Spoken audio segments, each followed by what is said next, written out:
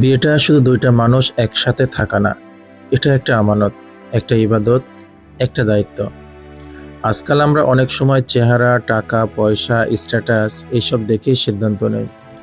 কিন্তু বাস্তবতা হলো এইসব জিনিস সময়ের সাথে সাথে বদলে যায়। যেটা বদলায় না সেটা হলো মানুষের দিনদারিতা আর চরিত্র।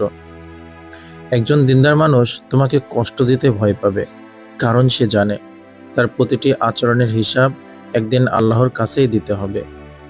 একজন ভালো চরিত্রের মানুষ ঝড়ের সময় তোমার হাত ছাড়বে না, বরং তোমাকে শক্ত করে ধরে রাখবে। তাই জীবনসঙ্গী এমন কাউকে বানাও যার সাথে শুধু দুনিয়া না, আখেরাতও সুন্দর হবে। যে তোমাকে নামাজের দিকে ডাকবে, ভুল থেকে ফিরিয়ে আনবে, আর আল্লাহর পথে চলতে সাহায্য করবে।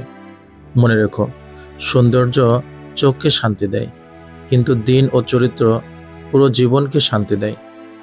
এমন একজন মানুষকেই বেছে নাও যার সাথে একসাথে জান্নাতের পথে যাওয়া যায়, ইনশাআল্লাহ।